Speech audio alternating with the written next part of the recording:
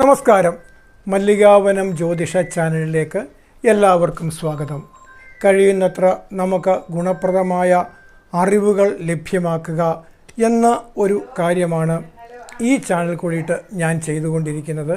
നമ്മുടെ ക്ഷേത്രങ്ങളിൽ നിറപുത്തരി ആഘോഷം സമാഗതമായിരിക്കുകയാണ്. ഇതേപ്പറ്റിയൊക്കെ നിങ്ങൾ പത്രങ്ങളിൽ കൂടിയൊക്കെ അറിഞ്ഞു കാണും. നിറപുത്തരി എന്നാൽ എന്താണെന്നും എന്താണതിൻ്റെ ഗുണമെന്നുള്ളതും നമുക്കത് എപ്രകാരം ഗുണം ചെയ്യും എന്നുള്ളത് നിങ്ങൾ അറിഞ്ഞിരിക്കേണ്ടതിന് വേണ്ടിയാണ് ഇന്നത്തെ ഈ വീഡിയോ ഞാൻ ചെയ്യുന്നത്. നമുക്കെല്ലാം ധാരാളം പ്രശ്നങ്ങളുണ്ടാകാം, പലവിധ പ്രയാസങ്ങളുണ്ടാകാം.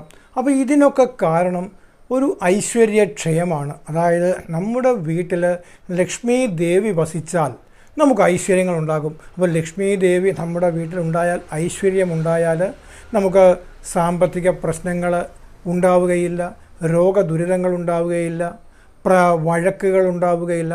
സമാധാനത്തോടെ സന്തോഷത്തോടെ എല്ലാവർക്കും ജീവിക്കുവാൻ സാധിക്കും.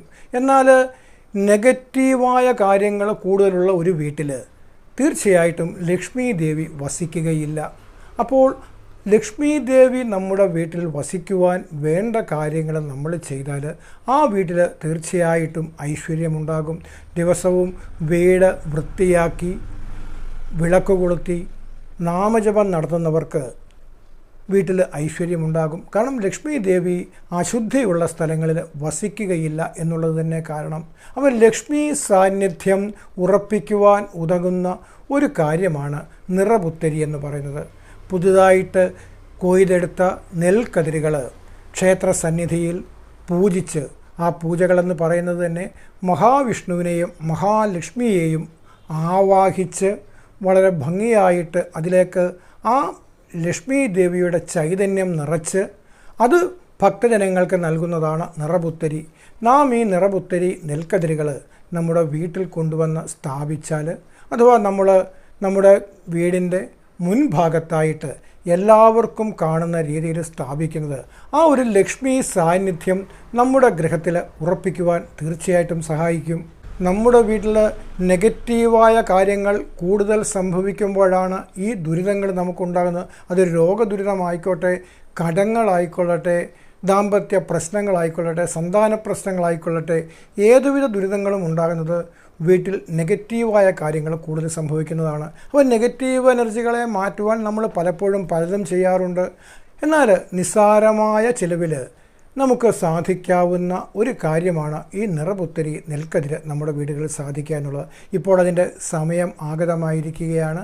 ഈ ഒരു കാര്യം നമ്മൾ ചെയ്യുമ്പോൾ നമുക്ക് പുറമേ നിന്ന് ഇന്ന് സാധാരണ എല്ലാവർക്കും സംഭവിക്കുന്ന കാര്യമാണ് ദൃഷ്ടിദോഷം. കാരണം അസൂയക്കാരുടെ ഒരു ലോകത്തിൽ നമുക്കൊരല്പം ഈശ്വര ചൈതന്യം കുറയുമ്പോൾ പലരുടെയും ദൃഷ്ടിദോഷങ്ങൾ നമ്മളിൽ ഭവിക്കും.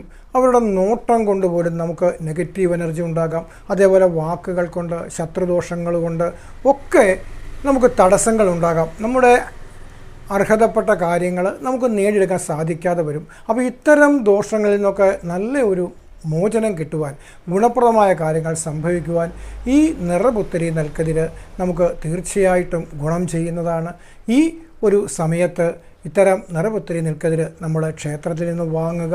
അത് നമ്മുടെ വീടിൻ്റെ മുൻഭാഗത്തായിട്ട് പുറമേ നിന്ന് നോക്കിയാൽ കാണുന്ന രീതിയിൽ അത് സ്ഥാപിച്ചാൽ വീടിന് ഐശ്വര്യങ്ങളുണ്ടാകും, ഗുണങ്ങളുണ്ടാകും. തീർച്ചയായിട്ടും നമ്മിലെ നെഗറ്റീവ് എനർജികൾ ഇല്ലാതാക്കുവാൻ വേറെയും ധാരാളം കാര്യങ്ങളുണ്ട്.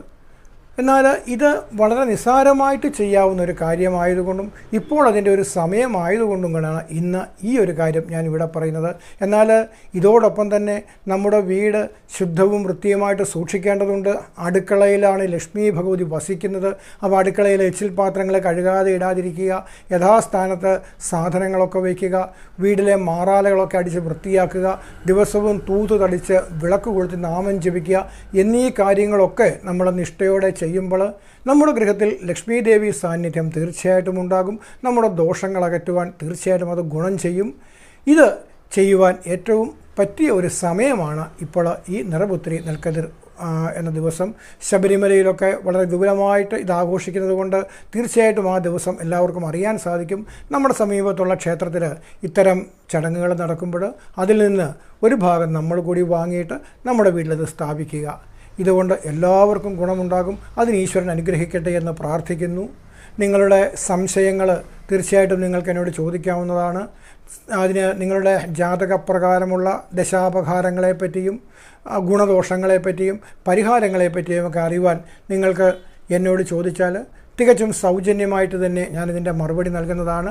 അതിനുവേണ്ട പരിഹാരങ്ങൾ നിർദ്ദേശിക്കുന്നതാണ്. ആർക്കും വാട്സപ്പിൽ കൂടിയിട്ട് ചോദിക്കാവുന്നതാണ്. ദയവായി കമൻറ്റായി ചോദിക്കാതിരിക്കുക. കമൻറ്റായി ചോദിക്കുമ്പോൾ പലപ്പോഴും മറുപടി പറയാൻ സാധിക്കാത്ത അവസ്ഥയുണ്ട്. വാട്സപ്പ് നമ്പറിലേക്ക് നിങ്ങൾ മെസ്സേജായിട്ട് നിങ്ങളുടെ ജനന തീയതി, സമയം, നക്ഷത്രം, ജനനസ്ഥലം എന്നിവ എഴുതി അറിയിച്ച് നിങ്ങൾക്ക് എന്താണ് കാര്യം അറിയേണ്ടത് എന്നവർ അറിയിച്ചാൽ തീർച്ചയായിട്ടും അതിന് ഞാൻ ഏറെ താമസിയാതെ തന്നെ മറുപടി നൽകുന്നതായിരിക്കും.